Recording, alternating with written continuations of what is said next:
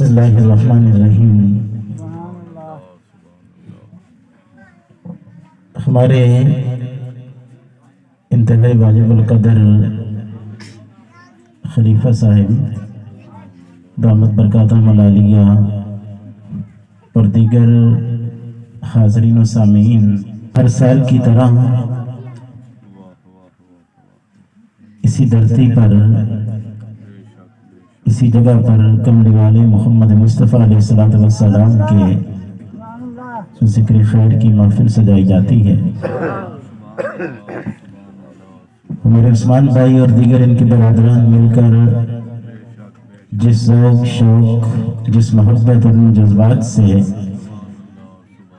حضور کے ذکر کی محفل کو سجاتے ہیں، اللہ تعالیٰ انہیں اس کا بہترین اجر اور بہترین صلہ نصیب فرمائے۔ قرب موسیٰ اور ہے، قرب محمد اور ہے، قرب موسیٰ اور ہے، قرب محمد اور ہے، طور سینہ اور ہے، عرش معلیٰ اور ہے۔ قرب موسیٰ اور ہے، قرب محمد اور ہے، طور سینہ اور ہے، عرش معلیٰ اور ہے۔ معراج اور طور کے قصے سے ہوتا ہے یہاں کہ اپنا جانا اور ہے، ان کا بلانا اور ہے۔ آج کی آنے والی شب معراج بھی ہے۔ رب ذوالجلال کی ذات طیبہ نے جب یہ دھرتی پیدا کی، یہ زمین بنائی، آسمان بنائے، تو اس کائنات عرضی کو، کائنات سماوی کو اور اس عرض گیتی کو اللہ تعالیٰ نے انبیاء کرام کے وجود سے سجا دیا۔ سلسلہ نبوت حضرت آدم علیہ السلام سے شروع ہوا اور حضور اکرم صلی اللہ تعالیٰ علیہ وسلم کی ذات تک قصر نبوت پورا ہو گیا۔ اللہ رب العزت کی ذات طیبہ جب کسی نبی کو دنیا کے اندر بھیجتا تو اس نبی کے اندر اپنی کسی نہ کسی صفت کا رنگ رکھ کر اس نبی کو دنیا کے اندر بھیجتا تھا۔ آدم علیہ السلام آئے تو اللہ نے اخلاق دے دیا، شیس آئے تو اللہ نے معرفت دے دی، نوح آئے تو اللہ نے شجاعت دے دی، ابراہیم آئے تو خلت، اسماعیل آئے تو زبان اطاعت، اسحاق آئے تو رضا، یوشع آئے تو جہاد، دانیال آئے تو محبتیں، یحییٰ آئے تو عصمتیں، عیسیٰ آئے تو ضبط کا پیکر بن کر۔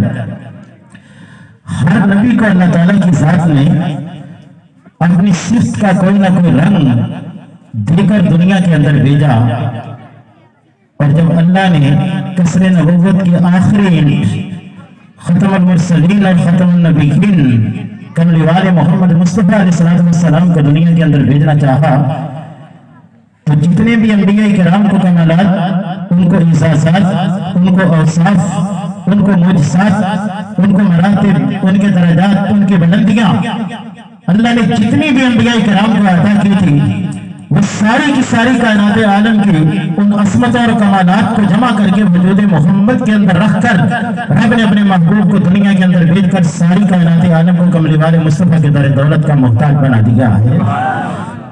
حضور جب دنیا کے اندر آئے تو اس وقت اس دھرتی سے یہ آواز آ رہی تھی کہ مبارک اہل ایمان کو کہ ختم المرسلین آئے، مبارک سب مبارک کہ بانی دین مبین آئے، مبارک دنیا والوں کو کہ شب دنیا ہوتی آئے، چراغ طور آئے، زینت عرشیں بڑی آئے، گناہگاروں نہ گھبراؤ شفیع المذنبین آئے، اور مبارک سارے جہاں کو کہ رحمت للعالمین آئے۔ حضور نے اپنے قدم سے اس کائنات کو منور کر دیا۔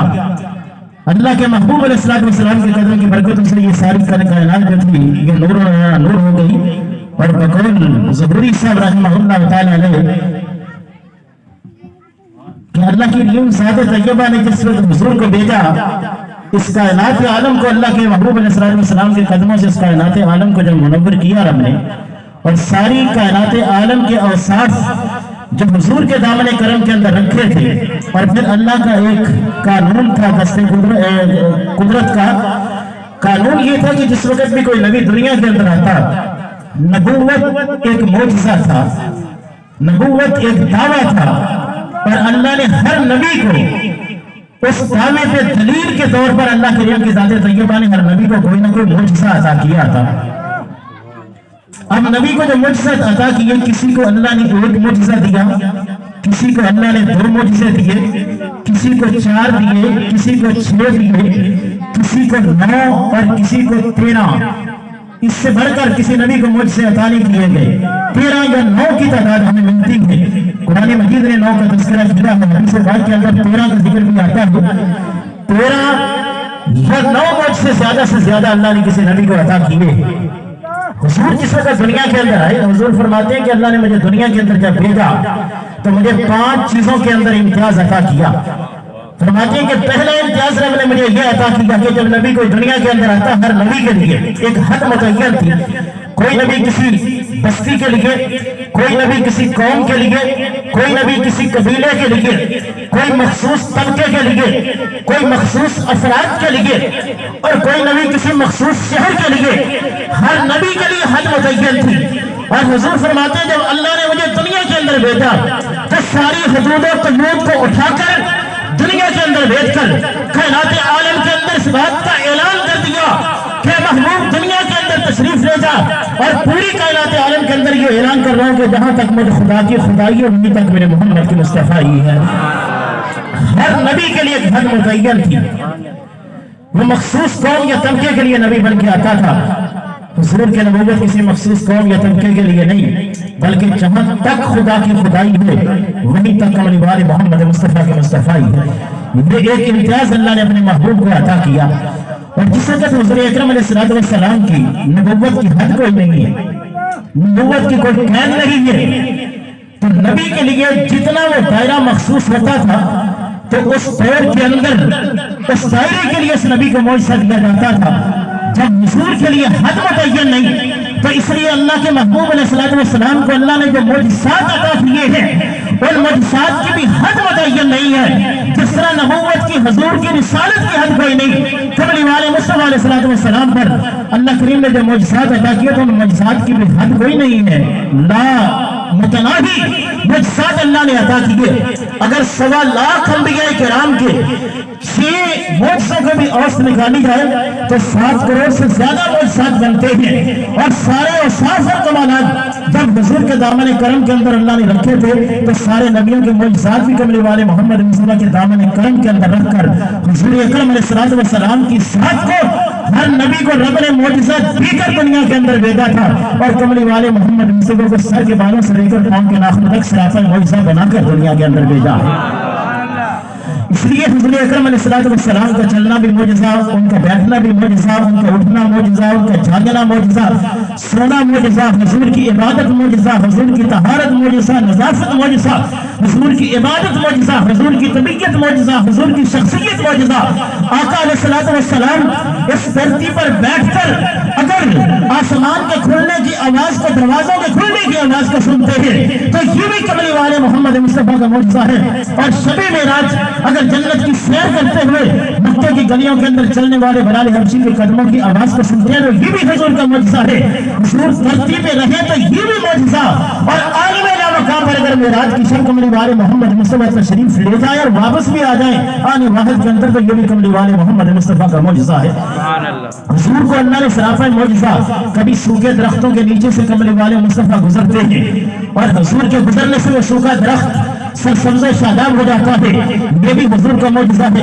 کھارے کنویں میں لعاب ڈال دے اور کھارا کنواں مگر میٹھا ہو جائے، یہ بھی حضور کا معجزہ ہے۔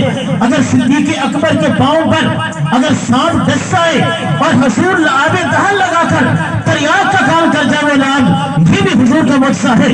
مولا علی حیدر کرار کی آنکھوں میں آشاب چشم ہو اور حضور لعاب ڈال کر علی کے 14 तवक रोशन कर दे। ये भी हजरत हुजूर अकरम अलैहिस्सलाम की साथ का मुआजिज़ा है। उंगली का इशारा हो, डूबा हुआ सूरज वापस पलट आए, ये भी अल्लाह के महबूब का मुआजिज़ा है। और अगर उंगली का इशारा करके चांद को तो टुकड़े कर दे, ये भी कमली वाले मोहम्मद मुस्तफा अलैहिस्सलाम का मुआजिज़ा है। हुजूर को अल्लाह ने सरापा मुआजिज़ा बनाकर दुनिया के अंदर भेजा है।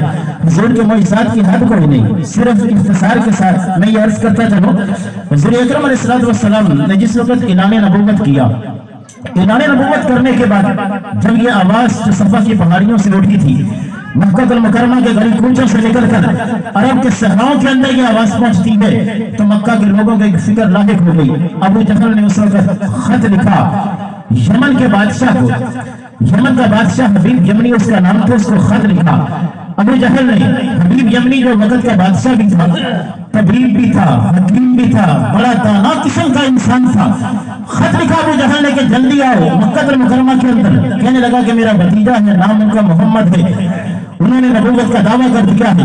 उनकी जबान में तासीर ये है कि जो भी उनकी बारगाह के अंदर जाता है, उनके कलाम को सुनता है, उन्हीं का होकर रह जाता है। वो कहने लगा अबू जहल हबीब यमनी को कि कोई कहता है कि ये जादूगर है, कोई कहता है कि ये साहिर है, कोई कहता है ये काहिन है। हबीब को खत लिखा कि फौरी तौर पर मक्के के अंदर आओ और आकर मेरे भतीजे का इलाज करो। हबीब यमनी 12 सवारों को लेकर मक्का मुकरमा के अंदर पहुंचा।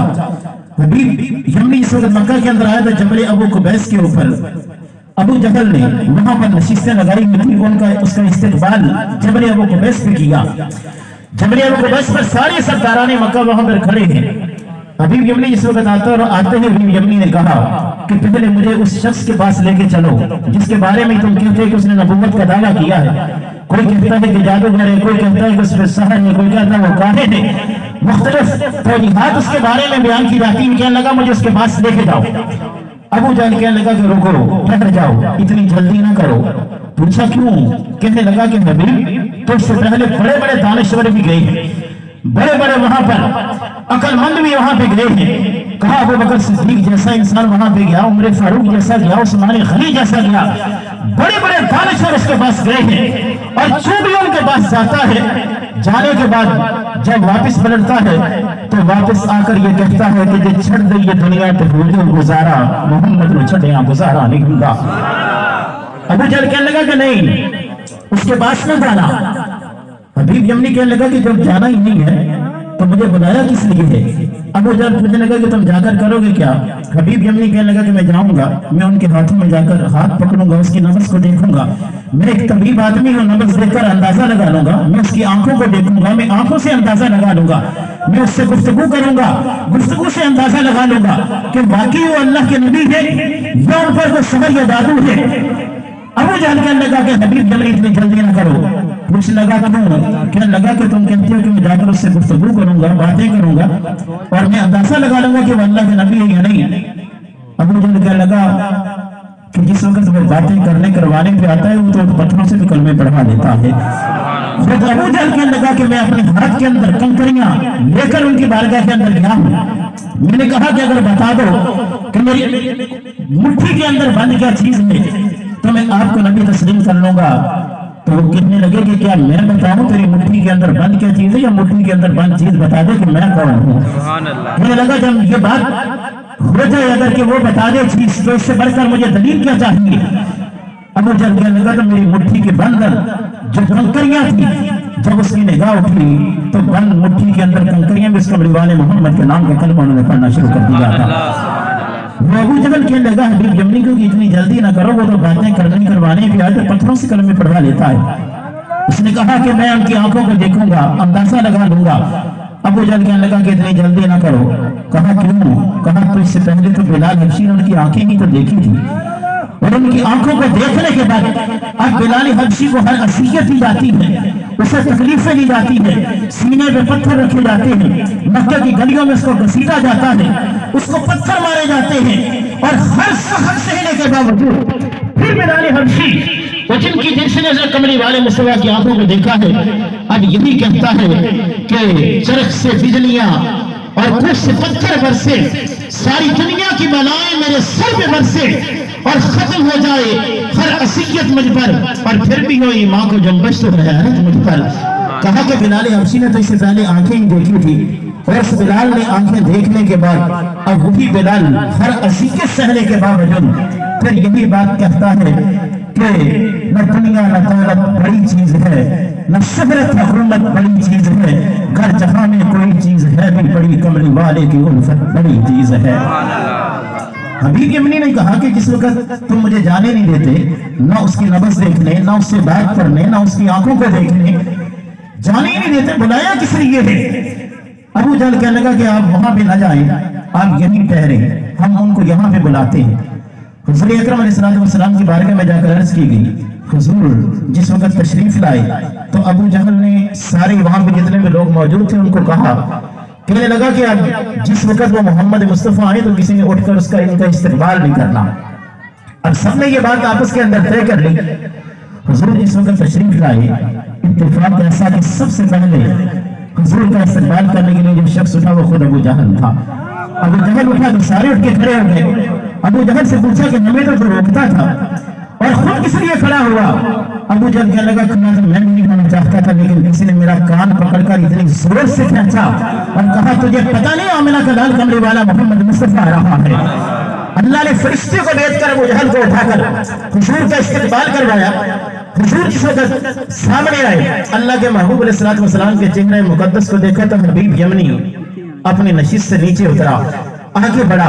हुजूर के चेहरे को देखकर वो हबीब यमनी हुजूर अकरम अलैहिस्सलातु वस्सलाम से कहने लगा कि हर नबी दुनिया के अंदर आया कोई ना कोई मुझसे लेकर आया, क्या आपके पास भी कोई मुझसा है? हुजूर फरमाने लगे, किस मुझसे की बात करता है? वो समझदार और बड़ा दाना आदमी था। उसने नजर दौड़ाई, उसने कहा, इस धरती पर हर नबी अपना मुझसा दिखा चुके।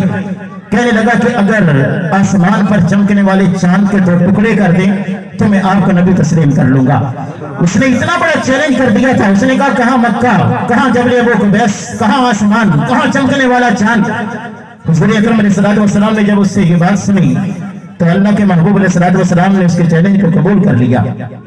उस हबीब यमनी को इतना नहीं पता था कि जिस चांद को दो टुकड़े करने की बात कर रहा है, ये चांद तो वो चांद है जब हुजूर बचपन में हलीमा की गुल्ली में झूला झूला करते थे, हुजूर की उंगली उठा करती थी तो अल्लाह ने आसमान के चांद को कमली वाले मोहम्मद मुस्तफा का खिलौना बना रखा था। उंगली उठती, जिधर हुजूर अकरम अलैहिस्सलातु वस्सलाम की उंगली जाती, चांद उधर हो जाया करता था। जिस चांद को अल्लाह ने अपने महबूब का बचपन में खिलौना बना रखा था, और फिर हुजूर की नबुव्वत सिर्फ ज़मीन वालों के लिए नहीं, जिस तरह हमारी वो नबी है उस तरह चांद के भी कमली वाले मोहम्मद मुस्तफा नबी और आसमान के सितारों के भी कमली वाले मोहम्मद मुस्तफा के नबी है। हुजूर अकरम अलैहिस्सलातु वस्सलाम की बारगाह में जिब्राइल आ गए, अर्ज करने लगे, या रसूल अल्लाह, 2 रकात नमाज नफल अदा कीजिए। उंगली उठाइए, उंगली का इशारा करिए। अल्लाह के महबूब अलैहिस्सलातु वस्सलाम ने उंगली का इशारा किया, चांद को टुकड़े हो गया। जिस वक्त चांद को टुकड़े होते हुआ हबीब यमनी ने देखा, उसने कहा कि एक और बात मेरे ज़हन के अंदर, मेरे दिल दिमाग के अंदर है, अगर आप वो बात मुझे बता दे मैं अभी कलमा पढ़ लेता हूँ। हुजूर फरमाने लगे, तेरे दिल के अंदर यही बात है कि तेरी एक बेटी है, अपाहज है, चल नहीं सकती, देख नहीं सकती, पकड़ नहीं सकती, बोल नहीं सकती, सुन नहीं सकती, वो अपाहज है और तू यही चाहता है वो तंदुरुस्त हो जाए। तू इलाज करवा भी चुका, कर भी चुका, यही चाहता है। हुजूर फरमाने लगे कि जाओ, वापिस चले जाओ। जब तुम यमन के अंदर जाओगे तो तुम्हारे दरवाजे पर, जब तुम अपने दरवाजे पे पहुंचोगे तो सबसे पहले तुम्हारा इस्तकबाल करने के लिए आने वाली तुम्हारी वही बेटी होगी। अब हबीब अजमी ने उसी वक्त कलमा पढ़ा, यकीन से हो चुका था, वापस पलट गया और जिस वक्त अल्लाह के महबूब अलैहिस्सलातु वस्सलाम के बताए हुए इसी बात के मुताबिक यमन की तरफ दौड़ा और यमन जिस वक्त पहुंचता है और यमन पहुंचने के बाद अपने महल के दरवाजे पर पहुंचा, इस्तकबाल करने के लिए आने वाली वही बेटी थी। पूछने लगा कि तुम तंदुरुस्त किस तरह होगी, तुम तो बीमार थी, बोल नहीं सकती थी।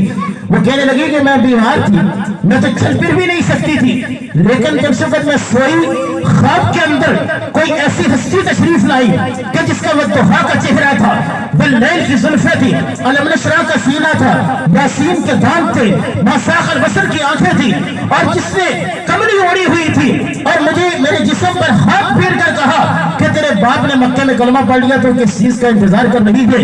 कहने लगी, जब सोई बीमार थी और अपाहज थी और जिस वक्त मेरी आंख खुली तो मेरी ज़बान पर उस कमरे वाले मोहम्मद के नाम का कलमा भी जारी था, मैं तंदुरुस्त तवाना भी हो चुकी थी। उस वक्त फिर हबीब यमनी ने अपने महल के दरवाजे के सामने खड़े होकर मक्के की तरफ मुंह करके कहा था कि वाह वाह शान मोहम्मद तेरी, ते वाह वाह रुतबे तेरे, बैठा बिच मक्के दे में फत यमन बिच तेरे। और फिर अल्लाह के महबूब अलैहिस्सलातु वस्सलाम के महर से कर रहा था कि हुजूर के मौजज़ात अल्लाह ने सराफा मौजज़ा बनाकर भेजा, और हुजूर के मौजज़ात सिर्फ इस धरती पर ही नहीं बल्कि 18,000 जहानों के अंदर जहां जहां रब्बे ज़ल जलाल की खुदाई है वहीं तक कमली वाले मोहम्मद मुस्तफ़ा की मुस्तफ़ाई है, और जिस जहान के अंदर हुज़ूर अकरम अलैहिस्सलातु वस्सलाम की मुस्तफ़ाई वहीं वहीं कमली वाले मोहम्मद मुस्तफ़ा के मौजज़ात का ज़हूर हो रहा है। हुज़ूर अकरम अलैहिस्सलातु वस्सलाम के दो मौजज़ात दोस्तों ऐसे हैं कि जब बेमिसाल और बाकमाल हैं। वो तो हर मौजज़ा ही मौजज़ा कहा ही उसे जाता है कि जहां इंसान की सोच खत्म हो जाए, इंसान की सोच से ऊपर नबी से जो अमल सरजद होता है उसको मौजज़ा कहा जाता है। दो मौजज़ात हुज़ूर अकरम अलैहिस्सलातु वस्सलाम के ऐसे हैं जिसका कोई जवाब नहीं है। एक कुरान मौजज़ा है और दूसरा हुज़ूर अकरम अलैहिस्सलातु वस्सलाम का मेराज मौजज़ा है। ये कुरान और मेराज तो ऐसे मौजज़े हैं कि अल्लाह का एक दस्तूर ये था कि जब अल्लाह किसी नबी को दुनिया के अंदर भेजता, नबी को जब मौजज़ा अता करता तो उस दौर के अंदर जो चीज अपने उरूज पे होती, जो सनत अपने कमाल पे होती, तो उस सनत का गुरूर तोड़ने के लिए अल्लाह ताला अपने नबी को वही मौजज़ा अता किया करता था। मिसाल के तौर पर हज़रत दाऊद अलैहिस्सलाम जिस दौर के अंदर आए हैं तो उस वक्त लोगों की सनत बड़े अरूज पे थी। लोग सिरे बनाया करते थे, लोहे को डालते आग के अंदर, उससे सिरे तैयार किया करते।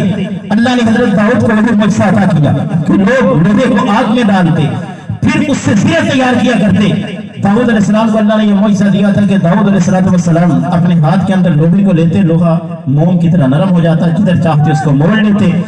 हजरत मूसा अलैहिस्सलाम का दौर आया, उस वक्त मूसा अलैहिस्सलाम के दौर के अंदर जादूगरी उरूज पे थी, हर तरफ जादूगर थे।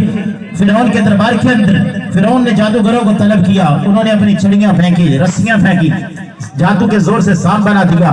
अल्लाह ने मूसा अलैहिस्सलाम को वही मौजज़ा अता किया कि जादूगरों का गुरूर टूट जाए। मूसा अलैहिस्सलाम ने अपने आसाफ में कहा, इतना बड़ा अज़मा बना कि जादूगरों के सारे सांपों को निकल गया। ईसा अलैहिस्सलाम का दौर आया, तेब उरूज पे थी, जड़ी बूटियों से लोग इलाज किया करते थे। अल्लाह ने ईसा अलैहिस्सलाम को वही मौजज़ा दिया कि लोग जड़ी बूटियों की दवाइयां तैयार करके इलाज करते। ईसा अलैहिस्सलाम कोड़ी के जिस्म पर हाथ फेरते, वो शफायाब हो जाता, नबीना आता बीना हो जाता। यहाँ तक कि अगर कोई मुर्दा होता तो ईसा अलैहिस्सलाम उस मुर्दे को भी जिंदगी दे देते। ईसा अलैहिस्सलाम को अल्लाह ने उस वक्त के तिल का गुरूर तोड़ने के लिए मौजज़ा अता किया। कमली वाले मोहम्मद मुस्तफ़ा अलैहिस्सलाम किसी मखसूस वक्त के लिए नहीं आए थे, इसलिए हुजूर जिस दौर के अंदर भी जो चीज भी अपनी अरूज पे पहुंचेगी, हुजूर का मौजज़ा सनत का और उस चीज का गुरूर तोड़ देगा।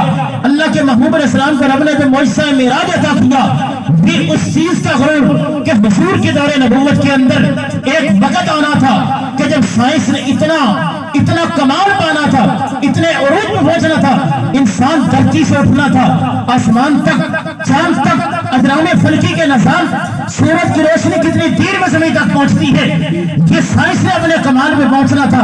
अल्लाह ने अपने महबूब को मौजज़ा मेराज अता करके इस साइंस का गुरूर तोड़ा कि जब साइंस अपने उरूज और कमाल में पहुंचकर बड़े फख्र के साथ ये कहेगी कि मैं इस तबक से उठकर दूसरे तबक तक जा पहुंची हूँ, और जब साइंस अपने कमाल पर पहुंचने के बाद अपना सर ऊपर उठाकर देखेगी तो उसे अपना सर नीचे नजर आएगा, कमली वाले मोहम्मद का कदम उससे भी ऊपर नजर आएगा। अल्लाह करीम ने जो मौजज़ा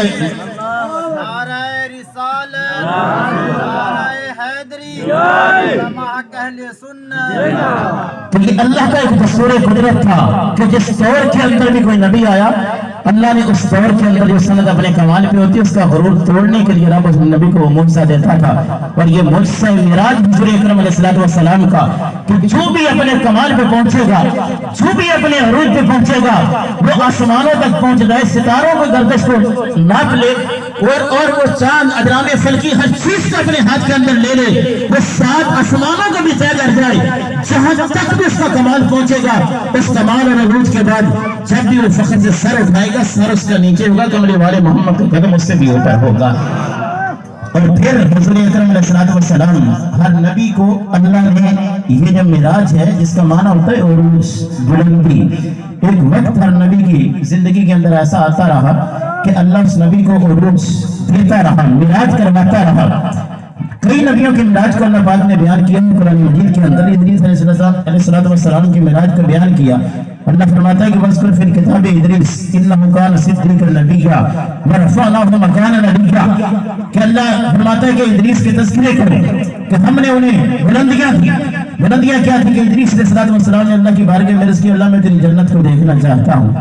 اللہ نے دعا قبول کی، جبرائیل کو بھیجا، فرشتے کو بھیجا کہ جاؤ ادریس کو لے کے آؤ۔ ادریس علیہ السلام کو لایا گیا، شجرۃ طوبہ پہ انہوں نے جوتے اتارے، جنت کو ملاحظہ کیا۔ جب جنت کو دیکھا، جنت کے حور و خلما، جنت کے کوثر و سلسبیل، جنت کے تسنیم و زنجبیل، جنت کے محلات کو جب ادریس علیہ السلام نے دیکھا، سیر کر لینے کے بعد اب فرشتے نے کہا کہ ادریس آؤ واپس چلو۔ ادریس علیہ السلام کہنے لگے کہ اللہ کا یہ رسول ہے کہ وَمَا هُم مِنْهَا بِمُخْرَجِينَ کہ جس کو جنت کے اندر بھیج دے اس کو نکالا نہیں جاتا۔ ادریس کہنے لگے کہ بس میں جنت کے اندر آ چکا، واپس نہیں جاؤں گا۔ ادریس ان 4 آدمیوں انسانوں کے اندر ایک ہے جو ابھی بھی زندہ ہے، جن کو موت نہیں آئی، وہ جنت کے اندر ہے۔ ادریس علیہ السلام جنت کا گئے، جنت کو دیکھا، اور جنت کو دیکھنے کے بعد ادریس علیہ السلام کو دنیا بھی بھول گئی، ادریس علیہ السلام کو امت بھی بھول گئی، ادریس علیہ السلام واپس آنے کا ارادہ بھی ملتوی کر دیا۔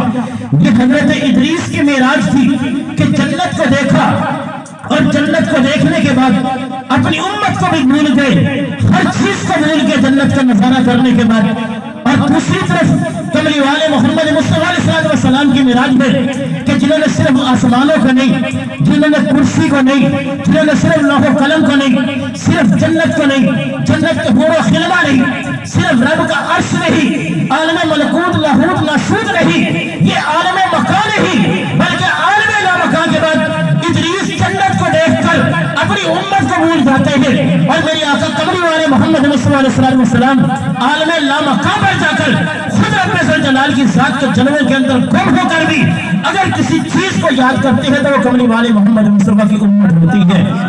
حضور ادریس صرف جنت تک جانے کے بعد اپنی امت کو بھول جاتے ہیں، قمری والے محمد مصطفیٰ عالم لامکان کے اندر بھی اپنی امت کو یاد رکھتے ہوئے اللہ کی بارگاہ میں یہ عرض کرتے ہیں رب ہب لی امتی، رب ہب لی امتی، رب ہب لی امتی، اللہ میری امت کو بخش دے، امت کو بخش دے، امت کو بخش دے۔ ادریس علیہ السلام اور حضور کی معراج میں فرق یہ ہے۔ اور پھر اسی طرح حضرت ابراہیم علیہ السلام کی معراج کو قرآن نے بیان کیا ہے۔ قرآن کہتا ہے کہ ابراہیم علیہ السلام نے بھی عرض کی کہ میں سیر ملکوت کرنا چاہتا ہوں۔ اللہ پاک نے ارشاد فرمایا کہ ابراہیم ایک پہاڑ کے اوپر کھڑے ہو جاؤ۔ ابراہیم پہاڑ کے اوپر کھڑے ہوئے، وَكَذَلِكَ نُرِي إِبْرَاهِيمَ مَلَكُوتَ السَّمَاوَاتِ وَالْأَرْضِ ابراہیم نے پہاڑ کے اوپر جب قدم رکھا اللہ نے سارے پردے اٹھا دیے۔ ابراہیم علیہ السلام پردے اٹھے، ابراہیم ایک پہاڑ پر کھڑے ہو کر ساری کائنات کو دیکھ رہے تھے۔ ابراہیم کی معراج یہ تھی کہ آپ کا قدم زمین پر تھا، آپ کا قدم فرش پر تھا، نگاہ عرش پر تھی۔ قمری والے محمد مصطفیٰ کی معراج یہ کہ حضور کا قدم عرش پر تھا اور حضور کی نگاہ جو تھی اس امت کے لیے فرش پر تھی۔ یہ فرق ہے حضور کی اور ابراہیم علیہ السلام کی معراج کے اندر۔ اور حضور کا جب قدم لگا، قرآن مجید شہادت دیتا ہے کہ ابراہیم علیہ السلام نے جس جگہ پر قدم رکھے تھے رب نے اس جگہ کو جائے مصلی بنا دیا کہ وَاتَّخِذْ مِن مَقَامِ إِبْرَاهِيمَ مُصَلًّى۔ قرآن کہتا ہے کہ جہاں ابراہیم کے قدم لگے وہ جگہ جائے مصلی بنی، جہاں موسیٰ علیہ السلام کے قدم لگے قرآن کہتا ہے کہ فَلَمَّا تَجَلَّى رَبُّهُ لِلْجَبَلِ، جہاں موسیٰ کے قدم لگے وہ جائے تجلی بنی، جہاں ابراہیم کے قدم لگتے ہیں وہ جگہ جائے مصلی بنتی ہے، جہاں حضرت موسیٰ کے قدم لگتے ہیں وہ جگہ جائے تجلی بنتی ہے، اور جہاں قمری والے محمد کے قدم لگتے ہیں وہ جگہ عرش معلیٰ بنتی ہے۔ یہ انبیاء کرام اور حضور اکرم علیہ السلام کی معراج اور حضور کے امتیازات ہیں۔ اسی طرح قرآن مجید نے حضرت موسیٰ علیہ السلام کی معراج کا تذکرہ کیا ہے کہ موسیٰ علیہ السلام کو یہ طور پہ جاتے تھے، اللہ سے ہم کلام ہوا کرتے تھے، رب سے ہم کلام ہوئے تو موسیٰ علیہ السلام نے اللہ کی بارگاہ میں عرض کی اور کہنے لگے یا الہ العالمین کہ میں تجھے دیکھنا چاہتا ہوں، پردے ہٹا، یہ نقاب ہٹا، اللہ میں تجھے دیکھنا چاہتا ہوں، رب ارنی انظر الیک، تجھے دیکھنا چاہتا ہوں۔ اللہ پاک نے ارشاد فرمایا موسیٰ ہم نے تیری آنکھ میں تابع نظارہ نہیں رکھا، तो नहीं देख सकता। मूसा अर्ज करने लगे, अल्लाह मैं तेरा नबी हूँ, रसूल हूँ, पैगंबर हूँ, मैं ही तुझे नहीं देख सकता, तुझे कौन देखेगा? अल्लाह पाक ने इरशाद फरमाया कि मूसा तू देख सकता है, मैं चश्मे में निगाह देख सकती है, मुझे देख सकती है, तो निगाह मुस्तफा देख सकती है। मूसा पूछते हैं कि मौला मुस्तफा कौन है? अल्लाह ने फरमाया मेरा हबीब है। पूछा मैं कौन हूँ? कहा तू तो मेरा कलीम है। अर्ज की के मन फर्क बैन कलीम वल हबीब, कि कलीम और हबीब के दरमियान फर्क क्या है? अल्लाह ने इरशाद फरमाया कि अल कलीम यामल बिरज़ाई मौलाहु वल हबीब यामल बिरज़ाही। कलीम उसे कहते हैं कि जिसका उठने वाला हर हर कदम रब को राजी करने के लिए होता है, और हबीब उसे कहते हैं कि रब की हर हर अता पर महबूब मोहम्मद मुस्तफा को राजी करने के लिए होती है। अल्लाह ने फरमाया कि मेरे मूसा कलीम और हबीब में फर्क ये, तू कलीम है वो हबीब है। कहा कलीम और हबीब में फर्क ये है, कलीम वो होता है कि जिसकी रसाई ज्यादा से ज्यादा हो तो कोहे तूर तक होती है, और कहा हबीब लोग उसे कहते हैं कि जिसकी रसाई अर्श नूर तक होती है। कहा कलीम वो है जो कोहे तूर पे आए तो उसे हुक्म होता है कि मूसा जूते उतार दे, फखला नाली इन्नका बिल वादिल मुक़द्दस तवा, जूते उतार दो तो वादी मुक़द्दस तवा के अंदर आ चुके हो। कहा कलीम वो है जो कोहे तूर तक भी आए तो जूते उतारने का हुक्म हो, और हबीब उसे कहते हैं जो अर्श नूर पर भी आया तो उसे जूते समेत आने की इजाजत हो। कहा कलीम उससे कहते हैं कि जो खुद आता है, हबीब उसे कहते हैं जिसे बुलाया जाता है। कलीम उसे कहते हैं जो चल के आता है, हबीब उसे कहते हैं कि जिसके लिए जन्नत का बुर्राक और 70,000 फरिश्तों की जमात भेजी जाती है। और कहा कलीम उसे कहते हैं कि जो कोहे तूर पे आकर आवाज दे कि अल्लाह मैं तुझे देखना चाहता हूँ, और हबीब उसे कहते हैं जो सोया हानी के घर में हो, बुलाने जिब्रील जाए और जिब्रील रब का पैगाम लेकर जाकर कहे कि मूसा कहता था कि अल्लाह तुझे देखना चाहता है, और जिब्रील आकर मुस्तफा से कहे कि मेरे कमली वाले मोहम्मद मुस्तफा, रब कह रहा है कि मुस्तफा मैं तुझे देखना चाहता हूँ। कहा कलीम और हबीब के अंदर अल्लाह ने फरमाया कि फर्क ये है कि मूसा फर्क ये है कलीम और हबीब के अंदर। कलीम उसे कहते हैं कि जो रब से कहता है कि मौला मैं तेरे दीदार का शौक रखता हूँ, और हबीब उसे कहते हैं कि रब कहे मुस्तफा मैं तेरे शौक का दीदार का शौक रखता हूँ। कलीम और हबीब के दरमियान मूसा का इसरार पड़ा। अल्लाह ने फरमाया कि फिर मूसा तू मुझे देख नहीं सकता, लेकिन मैं अपनी सिफ्त की एक तजल्ली, एक रब की जात है, एक उसकी सिफ्त है। कहा सिफ्त की तजल्ली का 1 करोड़वां हिस्सा कोहे तूर पे डालूंगा। अगर कोहे तूर बर्दाश्त कर गया तो मूसा फिर तो अगली बात करना। रब ने जब सिफ्त तजल्ली का करोड़वां हिस्सा कोहे तूर पे डाला, कोहे तूर जल के राख हो गया। मूसा बेहोश होकर गिर पड़े। मूसा बेहोश रस परतों से फर्क कि एक सिर्फ अल्लाह की तजल्ली की सिफ्त का एक परतों देखा, मूसा अलैहिस्सलाम बेहोश हो गए। और कमरी वाले मोहम्मद मुस्तफा वो जात है कि अल्लाह की जात को देखकर भी मेरे आका कमरी वाले मोहम्मद मुस्तफा मुस्कुरा रहे थे। और जिस वक्त मूसा अलैहिस्सलाम बेहोश होकर गिर पड़े, बेहोश आया, तो मूसा अलैहिस्सलाम के हदीस पाक के अंदर आता है कि मूसा अलैहिस्सलाम की कुव्वत समात, कुव्वत बसारत और मूसा के हुस्न का ये आलम हो चुका था। सिर्फ एक तजल्ली को, सिफ्त की तजल्ली करोड़वां हिस्सा मूसा अलैहिस्सलाम ने देखा, तो कुव्वत समात और कुव्वत बसारत का ये आलम हो चुका था। ये सुनने और देखने की कुव्वत मूसा अलैहिस्सलाम की। हदीस पाक के अंदर आता है कि काना बाद अज़ाली यस्माउ दबीबन नमलति सौदाई फिल लैलति ज़ुलमानी अला सफा मिन मसीरत अशरत फरासिख, के 30 मील के फासले पर रात की तारीकी के अंदर एक साफ शफाफ चट्टान के ऊपर अगर एक चींटी भी चल रही होती तो 30 मील के फासले से मूसा अलैहिस्सलाम उस चींटी के चलने की आवाज को सुन भी लिया करते थे, उसको देख भी लिया करते थे। ये जब मूसा अलैहिस्सलाम ने अल्लाह की सिफ्त की तजल्ली का करोड़वां हिस्सा देखा, तो फिर उसके बाद समात और बसारत का यह आलम था।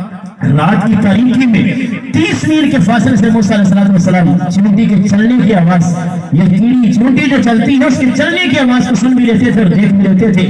तो जिसने सिफ्त की तजल्ली का करोड़वां हिस्सा देखा, اور اس کی سماعت کا یہ عالم ہے کہ 30 میل کے فاصلے سے چیونٹی کے چلنے کی آواز کو سن لیتا ہے، اور جس نے صفت نہیں بلکہ خود رب ذل جلال کی ذات کو ان ظاہری آنکھوں سے دیکھا تو اس کی سماعت اور بصارت کا عالم کیا ہوگا۔ موسیٰ اگر اللہ کی صفت کے تجلی کا کروڑوں حصہ دیکھ کر 30 میل کے فاصلے سے چیونٹی کے چلنے کی آواز کو سن سکتے ہیں، تو میرے آقا کملی والے محمد مصطفیٰ نے خدا کی ذات کو دیکھا اور ان ظاہری آنکھوں سے دیکھا۔ وہ آج گنبد خضرا کے اندر بیٹھ کر ہماری اس محفل کو، ہماری اس ذکر کو، اللہ کے محبوب علیہ السلام کے ان تذکروں کو حضور گنبد خضرا کے اندر بیٹھ کر کملی والا محمد مصطفیٰ دیکھ بھی رہا ہے، کملی والا محمد مصطفیٰ ہمارے ذکر کو سن بھی رہا ہے۔ جب موسیٰ سن سکتے ہیں صرف صفت کی تجلی کو دیکھ کر، تو کملی والے محمد مصطفیٰ تو خود خدا کی ذات کو دیکھا ہے، وہ کس طرح نہیں سن سکتے۔ حضور اکرم علیہ السلام کی بارگاہ میں ایک مرتبہ حضرت عباس بیٹھے ہوئے تھے۔ حضرت عباس عرض کرنے لگے، یا رسول اللہ مجھے 40 سال ایک پرانی بات یاد آ رہی ہے۔ حضور نے پوچھا وہ بات کیا ہے؟ کہنے لگے کہ میں دیکھ رہا تھا کہ ایک دفعہ جھولا جھول رہے تھے اور آپ باتیں کر رہے تھے، چاند سے باتیں کر رہے تھے۔ حضور اکرم علیہ السلام فرمانے لگے کہ ہاں مجھے یاد ہے کہ میری والدہ نے میرے انگوٹھے کو داغے سے باندھ دیا تھا اور اتنے زور سے باندھا مجھے تکلیف محسوس ہوئی، اور حضور فرمانے لگے جب تکلیف محسوس میں نے رونا چاہا تو آسمان کا چاند میرے سر سے مخاطب ہو کر کہنے لگا کہ مصطفیٰ روئیے نہ، رب نے مجھے آپ کا کھلونا بنا دیا ہے۔ حضور فرمانے لگے کہ چاند اس وقت میرے ساتھ باتیں کر رہا تھا۔ حضرت عباس بڑے حیران ہوئے۔ حضور فرمانے کے عباس تو یہ اس حیرانگی کی بات کرتا ہے، آؤ میں تجھے اس سے بھی ایک آگے بات بتاتا ہوں۔ اللہ کے محبوب فرمانے کے میں تو ابھی ماں کی شکم کے اندر تھا، ماں کے پیٹ کے اندر تھا، اور میری امت کی تقدیریں لکھی جا رہی تھی۔ فرماتے ہیں حضور فرمانے کے کنت اسمع صریر القلم، کہ میں ماں کے پیٹ کے اندر تھا اور جب میری امت کی تقدیریں لکھی جا رہی تھی، اور اس وقت تقدیریں لکھنے کے لیے جو قلم چل رہا تھا، میں کملی والا محمد مصطفیٰ اپنی ماں کے بطن کے اندر اس قلم کو چلنے کی آواز کو بھی سن رہا تھا۔ حضور اکرم علیہ السلام کی سماعت اور حضور کی بصارت اور حضور کے حسن کا یہ عالم ہے کہ ادھر موسیٰ علیہ السلام کے حسن کا یہ عالم ہو چکا تھا جب آپ کو طور سے واپس آئے کہ اپنے چہرے پہ نقاب ڈالے رکھتے۔ آپ کی بیوی بھی موسیٰ علیہ السلام کی حسن کو نہیں دیکھ سکتی تھی، صرف صفت کی تجلی کا کروڑوں حصہ دیکھ کے آئے۔ تو حسن کا یہ عالم تھا۔ اللہ کے محبوب علیہ السلام جنہوں نے اہل ذات کو دیکھا ہے، حضور کے حسن کا کیا عالم تھا۔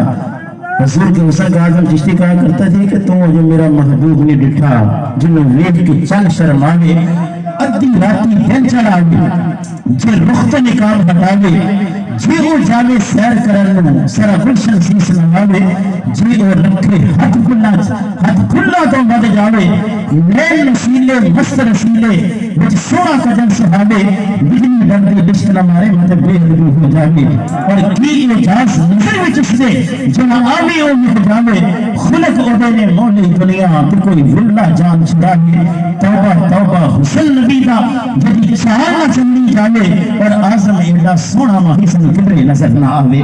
موسیٰ علیہ السلام نے صفت کی تجلی کا کروڑوں حصہ دیکھا تو موسیٰ کے حسن کا عالم یہ تھا کہ بیوی بھی ان کے حسن کو نہیں دیکھ سکتی تھی، اور حضور کے دلوں میں اہل ذات کو دیکھا۔ حضور فرماتے ہیں کہ اللہ نے 70,000 پردوں کے اندر میرے حسن کو محجوب رکھا ہے، اگر یہ حسن کو ظاہر کر دیا جائے۔ جبریل حضور کی بارگاہ کے اندر ایک مرتبہ آئے اور آ کر عرض کرنے لگے یا رسول اللہ صلی اللہ علیہ وسلم آپ کے حسن کی کائنات کیا ہے؟ حضور فرمانے لگے جبریل تیرے حسن کی کائنات کیا ہے؟ جبریل نے 600 پر پھیلا دیے، عرض کرنے لگے یا رسول اللہ یہی میرا حسن ہے۔ حضور فرمانے لگے کہ جبرائیل رب نے میرے حسن کو 70,000 پردوں میں محجوب رکھا ہے۔ حضور فرمانے لگے میں نے تو صرف ایک مرتبہ جبل ابو قبیس پر کھڑے ہو کر اپنی انگلی کے حسن کو ظاہر کیا تھا، اور میری انگلی کے حسن کو آسمان کا چاند بھی نہیں برداشت کر سکا، وہ بھی 2 ٹکڑے ہو گیا تھا۔ اللہ کے محبوب علیہ السلام فرمانے لگے کہ میرے حسن کو رب نے 70,000 پردوں کے اندر محجوب رکھا ہے، اور اگر اللہ کے محبوب علیہ السلام کے حسن کو ظاہر کر دیا جاتا تو مصر کے اندر مصر کی عورتوں نے یوسف کے حسن کو دیکھ کر اپنی انگلیاں کاٹ رہی تھی۔ کملی والے محمد مصر کے حسن کو ظاہر کر دیا تو ساری کائنات اپنی گردنوں پر چھریاں پھیر لیتی، کائنات عالم حضور کے حسن کو برداشت نہ کر سکتی۔ حضرت جبرائیل امین حضور اکرم علیہ السلام کی بارگاہ کے اندر جب بیٹھے ہوئے تھے تو اللہ کے محبوب فرمانے کے جبریل کیا تو نے ساری کائنات عالم دیکھی ہے؟ بتاؤ کوئی ہم جیسا بھی دیکھا ہے؟ تو جبریل نے حضور کی بارگاہ میں عرض کی تھی یا رسول اللہ، اس میں کوئی شک نہیں کہ طلبت مشارق الارض و مغاربہا، میں نے شرق و غرب الٹ پلٹ کے دیکھے، زمین و زمان دیکھے، آسمان دیکھے، میں نے بادشاہ دیکھے، بادشاہوں کے روپ دیکھے، میں نے جنت اور جنت کے حور و خلمہ دیکھے، آسمان کی وسعتیں دیکھی، زمین کا پھیلاؤ دیکھا، میں نے سمندروں کی لہروں کی بے قراریاں دیکھی، میں نے دریاؤں کی روانیاں دیکھی، ان درختوں کی لہلہانیاں دیکھی، یہ کھیتوں کی سرسبزیاں اور شادابیاں دیکھی۔ جبریل کہنے لگے کہ میں نے سدرہ سے لے کر زمینوں کی تہوں تک، میں نے تحت الثری تک کائنات کی ہر چیز دیکھی ہے۔ اور جبریل نے بھی حضور کی بارگاہ کے اندر بیٹھ کر یہ شہادت دی تھی کہ حسینہ جمیلہ کا منہ موڑ دیتا، رب نے محمد بنا کے قلم توڑ دیتا۔ حضور اکرم علیہ السلام کے حسن کا یہ عالم تھا کہ اللہ کے محبوب علیہ السلام نے اپنے محبوب کے حسن کو 70,000 پردوں کے اندر محدود کر رکھا تھا۔ وہ موسیٰ تھے کہ جنہوں نے حضور کی صفت کی تجلی کو کروڑوں میں حصہ دیکھا کہ قرب موسیٰ اور ہے، قرب محمد اور ہے، طور سینہ اور ہے، عرش معلیٰ اور ہے، طور اور معراج کے قصے سے ہوتا ہے عیاں کہ اپنا جانا اور ہے اور ان کا بلانا اور ہے۔ دعا کریں اللہ کی بارگاہ میں اللہ ہمارے ہاتھ پہ لطف و کرم فرمائے۔ اللہ کریم کملی والے مصطفیٰ علیہ السلام اور حضور کے توسل سے اولیاء کرام کے فیض و برکات سے ہم سب کو مالا مال فرمائے۔